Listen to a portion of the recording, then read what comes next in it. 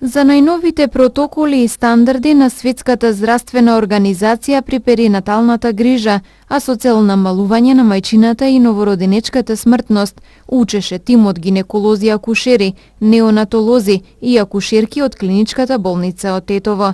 Денес им беа доделени сертификатите на здравствените работници кои учествуваа во двонеделната обука.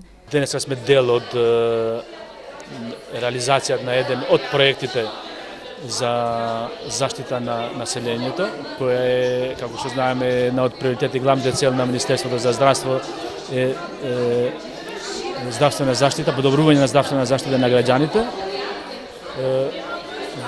Во овој аспект во некои области имат приоритет, како што е случај заштита на здравјето на бремените жени, на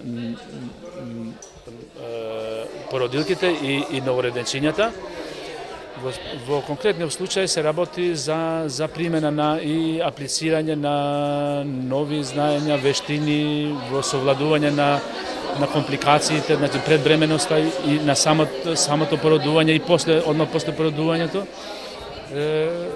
Следејќи ги гайдлайнсите на современите постапки и протоколи за намалување на компликациите, односно смртноста и на мајките, но и на новороденчињата. Обуката за ефективна перинатална грижа, на која учествуваа 21 медицински работник од клиничката болница од Тетово, се состоеше од теоретски и практичен дел. Во рамки на теоретскиот дел беа презентирани најнови знаења и вештини базирани на докази.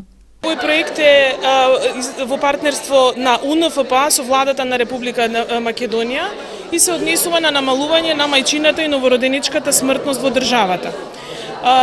Оваа тема беше одбрана како приоритет поради растечките бројки во минатите години и секако дека пристапот и кон подобрување на овие бројки, односно и кон подобрување на квалитетот на услугите што ќе доведе до намалување на овие бројки е процес кој што трае и каде што не може само една компонента или еден сегмент да се опфати. Например, во исто време со обуките се развиваат протоколи, значи точни чекори што треба лекарите да прават во одредени состојби, односно здравствениот персонал кој што е инволвиран во фазата пред породување, во текот на породување и после породување, какви стандарди да користат чекорите за да нема забуни и да се знае што точно треба да се направи со родилката и со бебето.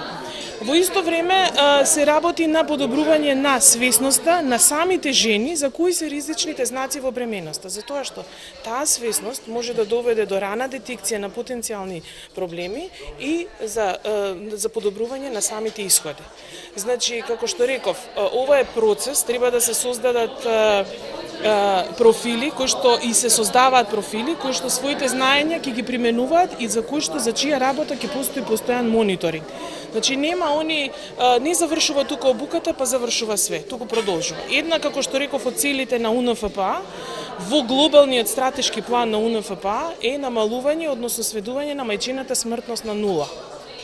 Кај нас, за жал, и бројки се уште немаме, точни колку се, меѓутоа се уште се случува. Значи, треба да го сведеме на 0, а може. Една од состојбите која што може да се превенира, дефинитивно, и затоа се работи на превенција на такви неубави исходи. Во рамки на партнерството на Фондот за население на Обединетите нации, УНФПА, со владата на Република Македонија и Министерството за здравство за намалување на мајчината и новороденечката смртност, предходно низ истата обука мина и мултидисциплинарен тим од Универзитетската клиника за гинекологија и акушерство во Скопје.